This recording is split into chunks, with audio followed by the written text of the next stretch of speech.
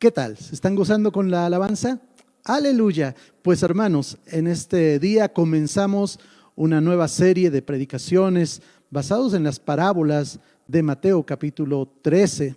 Para muchos son muy conocidas, son bien identificadas, y para otros quizá no tanto, pero trataremos en el nombre del Señor de compartir lo más que se pueda desde nuestro estudio, desde nuestra meditación, desde nuestro devocional personal.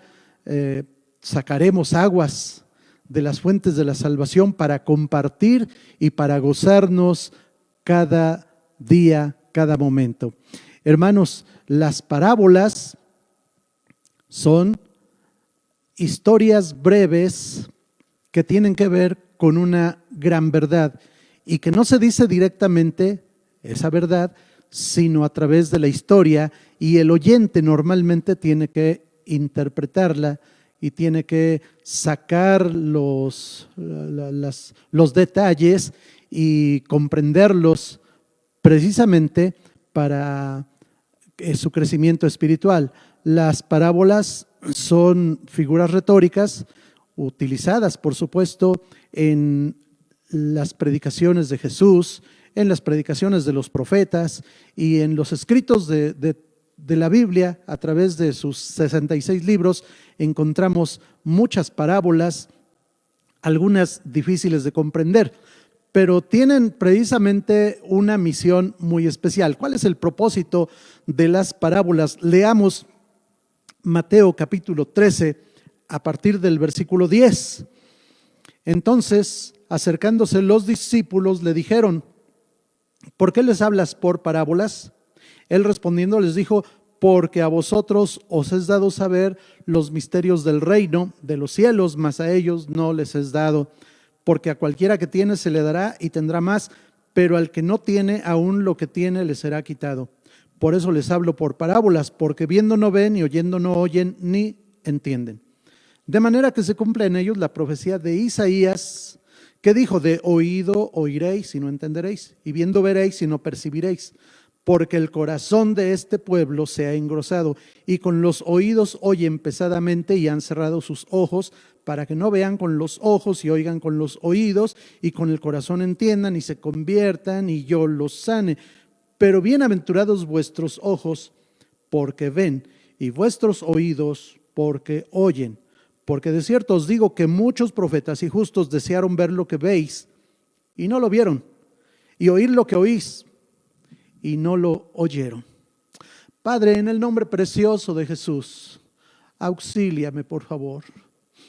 Te lo ruego, Señor. Tu Espíritu Santo traiga palabras a mis labios. Tu Espíritu Santo abra los oídos y el entendimiento de cada oyente, mi Señor. Tengo carga por esta predicación. Y te ruego, por favor, Señor, ayúdanos. Somos una iglesia compuesta de hombres llenos de defectos y de debilidades, que necesitamos ser transformados cada día a la imagen de Jesucristo por la gloria de tu Espíritu Santo en nuestra vida. Así que esta mañana yo te ruego, Señor, ayúdanos a entender esto que es crucial para nuestra vida espiritual. En el nombre de Jesús, nuestro Salvador. Amén y amén. Pues hermanos, hace unos días que estaba hojeando el internet, me salió una leyenda por ahí que al final decía: si pudiste leer y entender lo que dice, ya estás viejo. Y tuve que sonreír para mis adentros y reconocer, creo que ya paso de los 25, por supuesto. Esa leyenda decía más o menos como esto. Voy a inventar algo porque no recuerdo lo que decía, pero voy a intentar decir algo. Mafarifiofo, Yafaef estafas lifisto. Mafarifiofo, Yafaef estafas lifistofo. Y bueno, este es un código muy familiar y muy de amistad que desarrollamos pues no en mi familia, sino es algo que se nos pegó de otras familias y cada familia tenía sus propios códigos. Cada familia, cada grupo social desarrolla un código muy particular de manera que puedan entenderse entre ellos y los demás oyen, pero no entienden. Y yo creo que aquí hay un gran secreto, ¿verdad? Hace también algunos años asistimos a una reunión en donde se nos compartieron algunos detalles de cómo enfrentar ciertos peligros. Y entonces dice, cada familia debe desarrollar su propio lenguaje de códigos. Cada familia debe de estar acostumbrada a escuchar ciertas palabras que reflejan una verdad mucho más allá de lo que están diciendo. Y yo dije, bueno, es importante precisamente, pero es difícil. Sin embargo, y aquí sí creo que todos vamos a estar de acuerdo, no necesitamos estar viejos, también los niños lo entenderán. Cada familia ha desarrollado sus propios códigos y se entienden a la perfección. Y de momento, solamente un guiño de ojos, solamente un movimiento de mano a la cabeza, solamente un detallito en la expresión y los demás lo entienden, pero, o sea, los demás de la familia, pero los que están ahí como extras, muchas veces no lo entienden y no saben qué se dijeron y hasta empiezan a decir, a lo mejor estaban hablando de mí, seguro que estaban hablando de mí porque por esa risita que les vi. Y no es que estuvieran hablando de nadie, es que así han desarrollado un lenguaje propio de la familia. Miren, hermanos, lo que el Señor Jesús le está diciendo a sus discípulos es precisamente eso. Con ustedes he desarrollado un lenguaje íntimo, propio, nuestro, especial. Es de nosotros, es íntimo, no es de nadie más. Los demás pueden oír, pero no lo van a entender. Los demás pueden ver, pero no van a entender de qué se trata.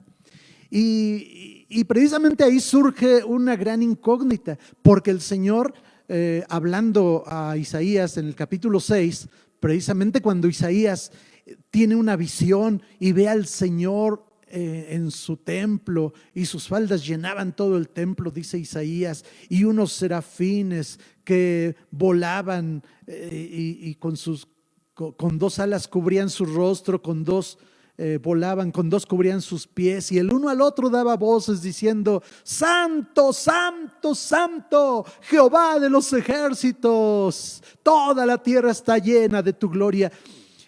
Isaías se quedó como petrificado, dijo, ay de mí que siendo hombre pecador, siendo hombre de labios impuros, inmundos y habitando en medio de un pueblo de labios inmundos, han visto mis ojos a Jehová, al Rey de los ejércitos. Trataba de esconderse, no hallaba qué hacer hasta que uno de los serafines voló hacia él con un carbón encendido en el altar de Dios y quemó sus labios y le dijo, ya no digas soy inmundo, porque esto que ha quemado tus labios te ha santificado. Y entonces Isaías dijo, heme aquí, Señor, envíame a mí, porque oía una voz que decía, ¿a quién enviaremos? ¿Quién irá por nosotros? Heme aquí, Señor, envíame a mí. Ya estoy limpio, ya tengo labios puros, ya un carbón encendido de tu altar me ha limpiado. Entonces yo voy, mándame. Y el Señor le dice estas palabras que son abrumadoras, que son muy, muy complicadas para entender. Ve y dile a este pueblo este mensaje, compártele esta palabra, dale este sermón. Y Isaías dice, con gusto yo voy, con gusto yo entrego tu palabra. Y el Señor sigue diciendo, pero ellos no van a entender. Predícales para que no entiendan. Predícales para que no comprendan. Predícales para que no se arrepientan. Y predícales para que no los tenga yo que perdonar. Eso suena realmente estremecedor, así como que no lo entiendo. Y Jesús está retomando estas palabras y esta enseñanza del profeta Isaías y dice: así estoy ahora. Ustedes oyen estas parábolas, a ustedes les es dado a conocer el misterio del reino, pero a los demás no. Y ellos van a oír, pero no van a entender. Y como no van a entender, no se van a arrepentir. Y como no se van a arrepentir, no los voy a perdonar. El propósito es que oigan y que no se arrepientan, o que no entiendan para que no se arrepientan, no sea que los tenga yo que perdonar. Vino a mi mente una figura que es real y que en la Biblia encontramos algunos ejemplos. Nehemías es quizá el más representativo, era el copero del rey. Y yo no he entendido por qué los catadores de vino ganan mucho dinero, son riquísimos y se la pasan todo el día probando vinos. Toman una copita de un vino y lo llevan a sus labios, sangolotean así la copa, la huelen y luego prueban y hacen un montón de cosas que yo nunca he entendido. Y ellos le dan una calificación al vino, le ponen ahí un 8, un 7, un 9, un 6, un 3, dependiendo de su albedrío. Y ganan un montón de dinero, tremendos estos hombres. Nunca he entendido por qué o cómo o qué es en realidad de lo que se trata. Sin embargo, Nehemías tenía un trabajo muy parecido y él era el catador de vino del rey Asuero. Cada vez que el rey iba a tomar vino, el copero Nehemías tomaba la copa y él daba su visto bueno y lo calificaba. Entre otras cosas, también los reyes habían desarrollado ese sistema para proteger su vida, porque no querían morir envenenados. Entonces, si el copero caía muerto, entonces el rey ya no tomaba esa copa. Era algo muy seguro para no morir envenenado. El que pagaba el pato siempre era el copero. Y los que aceptaban ese trabajo, creo que no les quedaba de otra. Porque pues eran como esclavos, porque Nehemías era un judío que estaba en la cohorte de un rey extranjero y entonces era como su prisionero, no le quedaba de otra. Pero también los coperos, créanme, ellos no querían morir envenenados. Entonces desarrollaron sus sentidos. Yo creo que ahí está el secreto de los catadores. Han desarrollado un sentido, créanme que desde que oyen cómo el movimiento del vino adentro de la copa muestra su espesor, su densidad, y ellos oyen ese sonido. Ningún otro oye el sonido, solo ellos, para enseguida oler. Un simple movimiento de cabeza y de copa coincidiendo en la nariz, descubre si ese vino es bueno, es malo o tiene una sustancia rara. Si algún detallito no le gusta al catador, él dice: cámbienlo. Y tiene que ver con el movimiento, es decir, con el oído, porque solo él es capaz de escuchar cómo se desliza el vino, el líquido adentro de la copa. Luego, también en la vista, porque ve cómo el vino va quizá coloreando las paredes de cristal. Y lo observa y lo ve, cada detallito que él ya conoce, se ha preparado para ello. Y luego el olor, debe de tener ciertas características que solo Él conoce. Y luego se atreve a probarlo. Además de que siente el peso. Él ya sabe cuánto pesa y luego prueba apenas con los labios y luego saca la lengua mojándose los labios y descubriendo el sabor. El rey, mis amados hermanos, el rey estaba seguro con esos catadores. Nehemías jamás dejó pasar un poquito de vino que le hubiera hecho daño al rey. ¿Se imaginan ustedes? Nosotros somos algo así.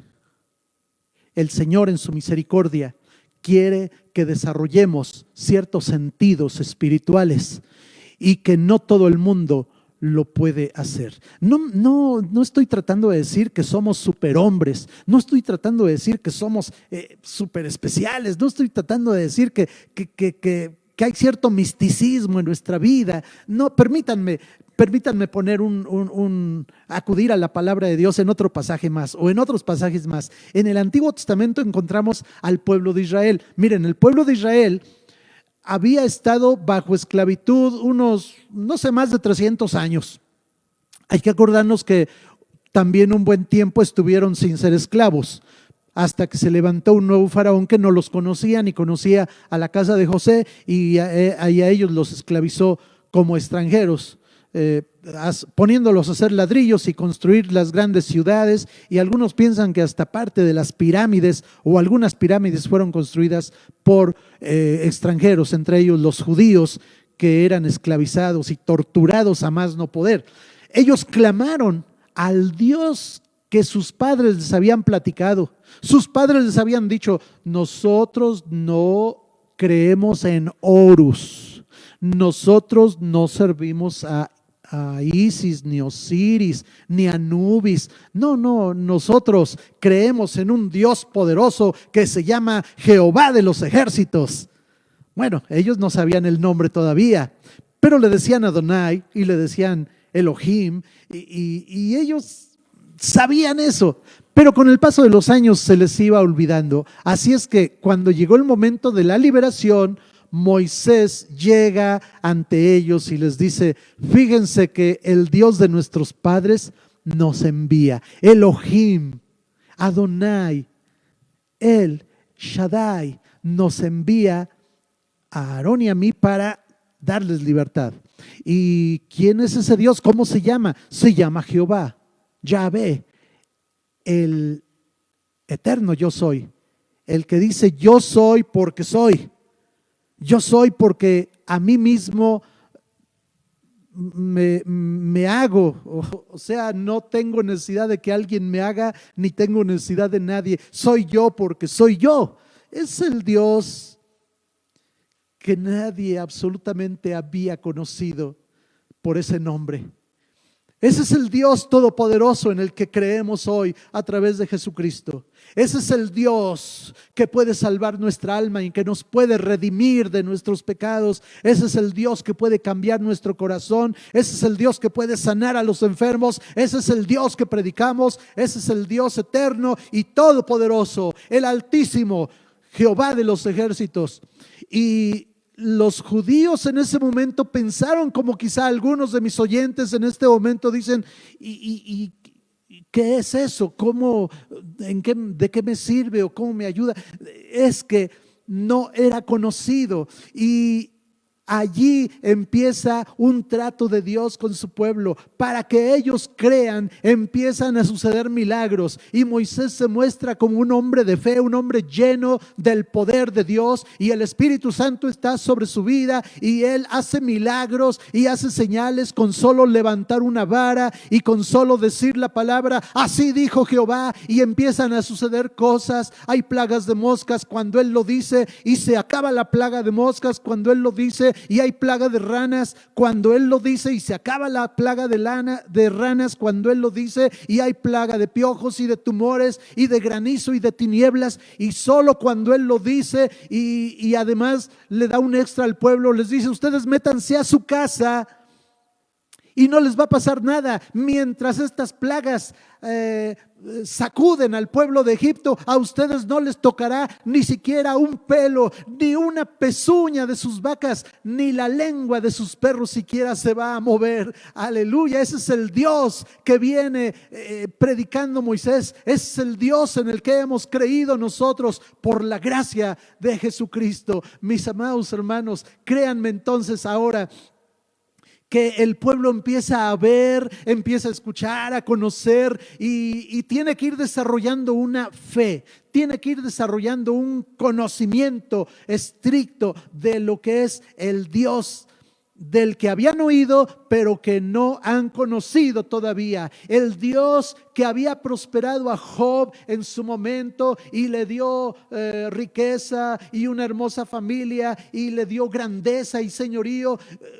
Y al cual Job servía, pero que un día él mismo reconoce, dice: de oídas te había oído, mas ahora mis ojos te ven. Eso es lo que quiere Dios, que lo conozcamos a Él.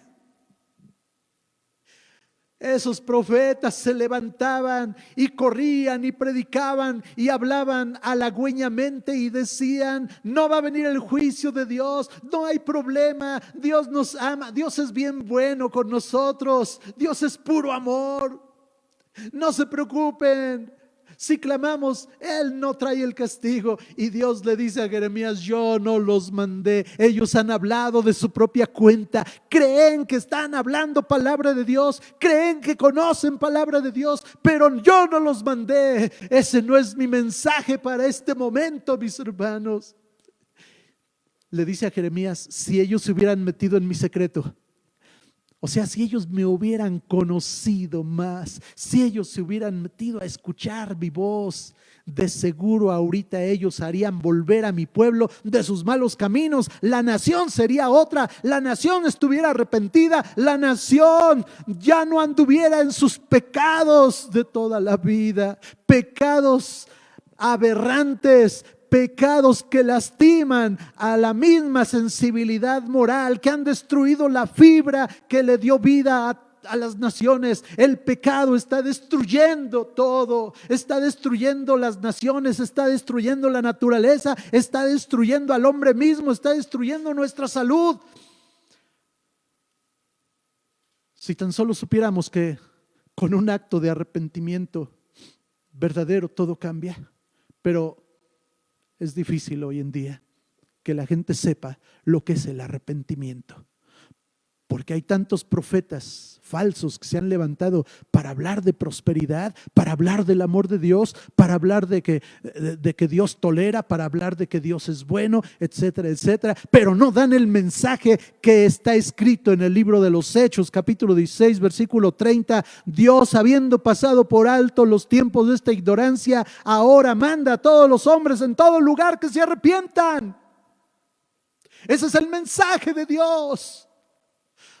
Pero es más fácil proclamar a un Dios bueno, a un Dios que perdona, a un Dios que prospera, a un Dios que te ayuda en tus necesidades, a un Dios que está ahí listo para ayudarte cuando tú lo necesites. Solamente pídele y Él te dará, lo cual es cierto, pero el mensaje de Dios es: arrepiéntanse.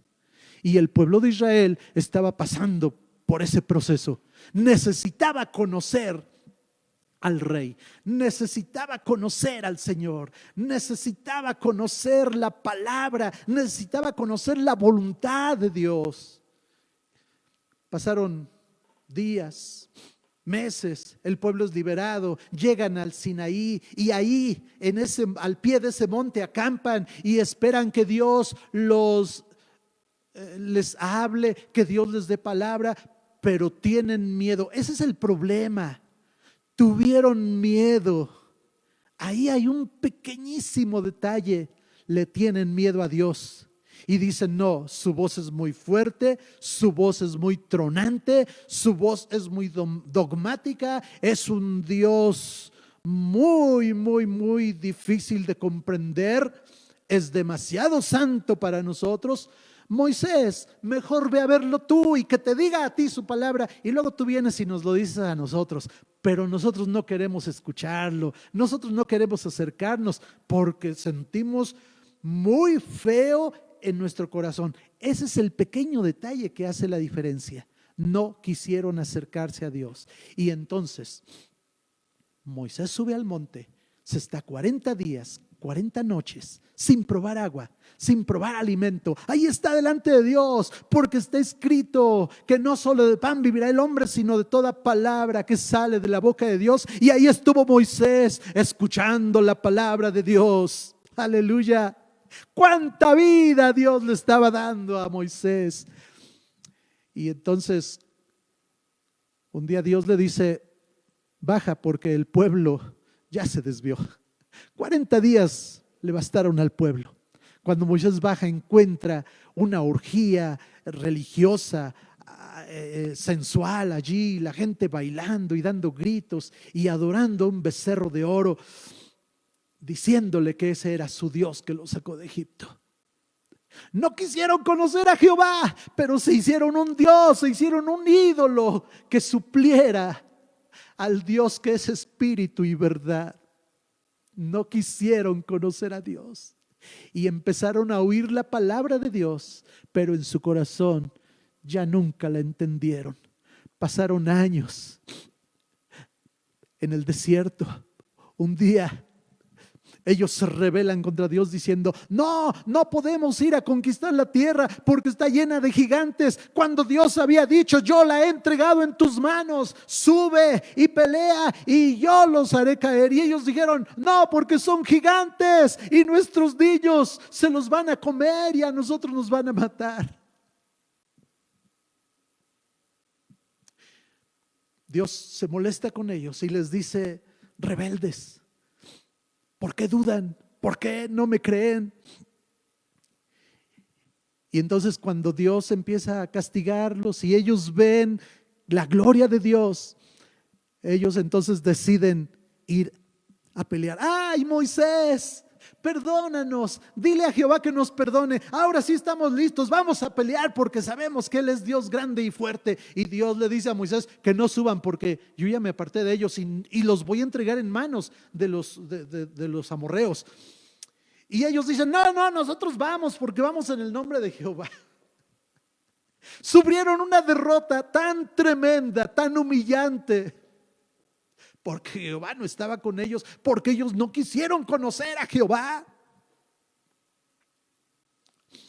Y tuvieron que morir ahí y andar 40 años en el desierto por rebeldes, porque dudaban, porque no creían, porque desobedecían.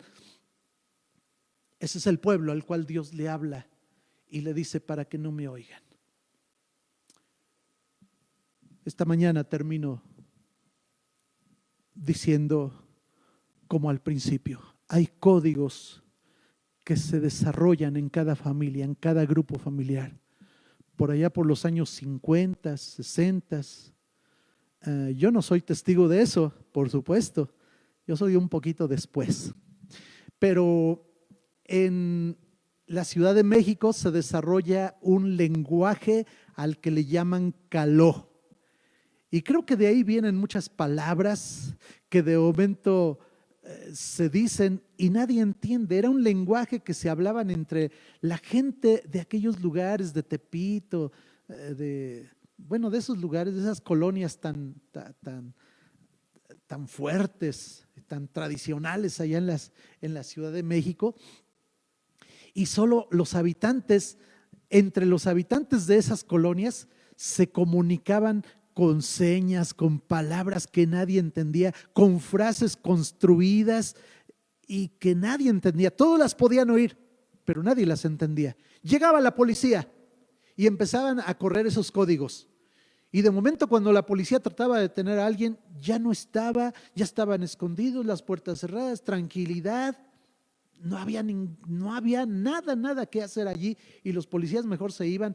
Y si trataban de encontrar a alguien, él daba claves y la policía no entendía.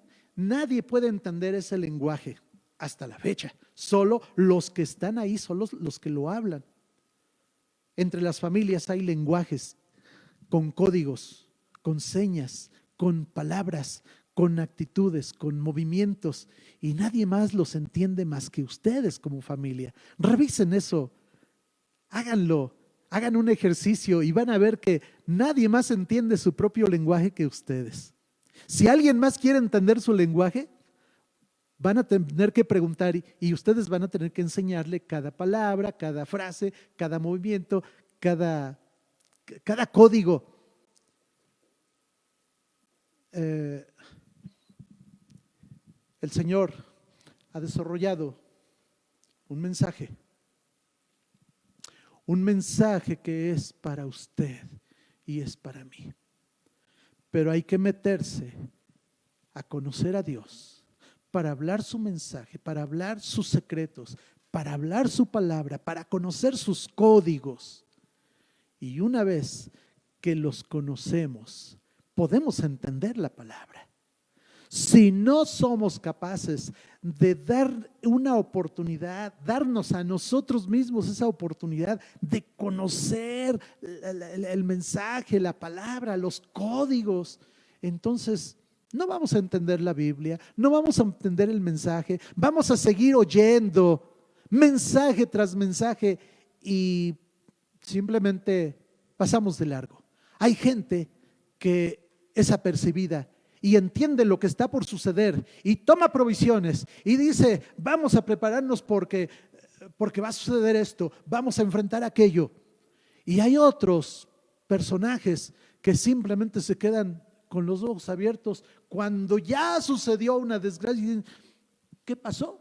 No se enteraron nunca. Es difícil, pero Dios quiere que entendamos su palabra.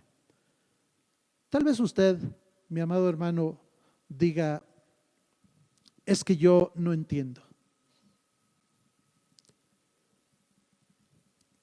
Toda mi vida fui evangélico, supongo. Mi padre se convirtió, empezó a ir a la iglesia, a un templo evangélico cuando yo nací, ese año.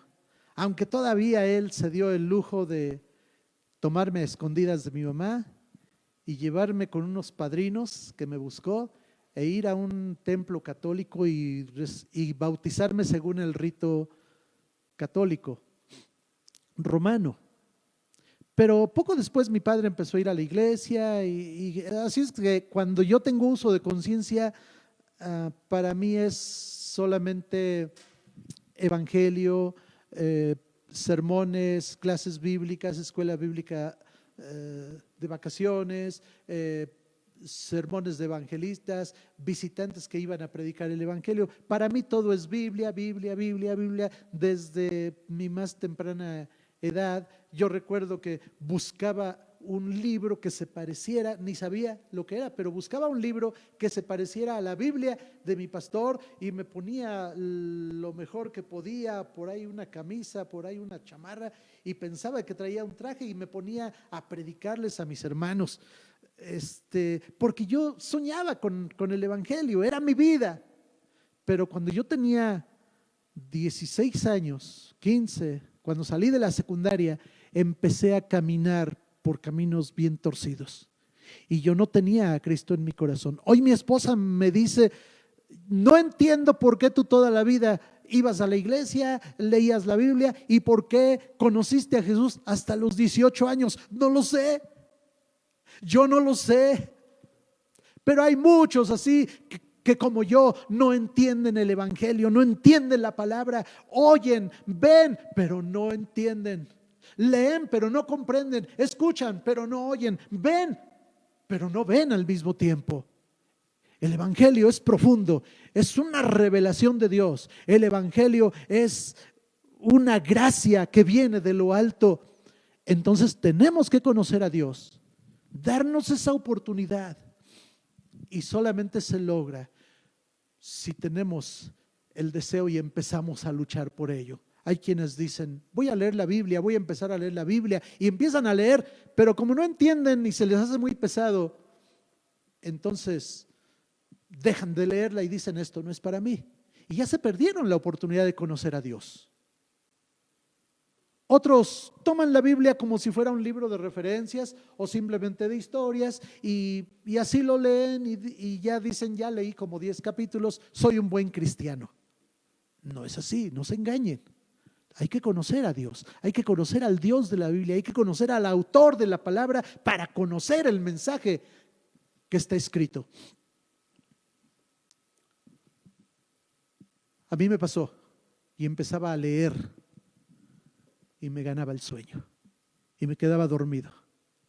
Me aburría, pero leía la Biblia y esforzándome terminaba leyendo 20, 30 capítulos, porque tenía que reportar capítulos leídos en la escuela dominical, pero no buscaba al autor de la Biblia, que es el Espíritu Santo. Que el Señor nos ayude. El propósito de las parábolas, es recibir el mensaje en el lenguaje de Dios, el lenguaje que yo voy a entender si conozco a Dios. Los judíos no quisieron conocer a Dios, se quedaron con sus tradiciones, con su religión ya acabada, ya casi muerta, se quedaron con esa religión fría, de tradiciones, y no quisieron conocer al autor de la palabra. Por lo tanto, se quedaron viendo, pero no veían, oyendo, pero no oían. Y el punto final es este. Hoy en día, muchos están tratando de, quizá hasta nosotros hemos pasado por ese error, de acercarle a la gente el evangelio y decirle, mira, tú nada más repite estas palabras y ya eres salvo. Tú nada más híncate, di estas palabras en el nombre de Jesús y di, ya soy hijo de Dios. Y la gente se levanta y empiezan a caminar según su antigua vida. No hay ningún cambio, no hay nada, siguen con los mismos vicios, las mismas tradiciones, las mismas obscenidades, las mismas barbaridades de siempre, pero dicen, yo hice la oración de decisión, soy salvo, el Señor me perdona porque soy su hijo. No nos engañemos. El Señor dice, según esta palabra, hay que dar el mensaje como es, directo, que traspase el alma, que quebrante los huesos y discierna entre las coyunturas y los tuétanos, que lastime el corazón si es necesario, pero que entienda la verdadera palabra de Dios. Y entonces se levantará un hombre nuevo diciendo, estoy arrepentido porque conozco ahora sí de a de veras. Ahora sí en verdad conozco al Señor Dios Todopoderoso, que quiere cambios de vida, que quiere vidas transformadas, que quiere vidas santas. Él se encarga de santificarlas, pero yo tengo que tomar esa decisión. Si no lo hacemos, seguiremos leyendo, oyendo y creyendo que somos cristianos. El evangelio no es nada más de repetir 3 palabras o 5 palabras en una oración de fe y ya todo cambió. El evangelio es acción del Espíritu Santo transformando a los hombres pecadores. Señor, aquí estamos esta mañana.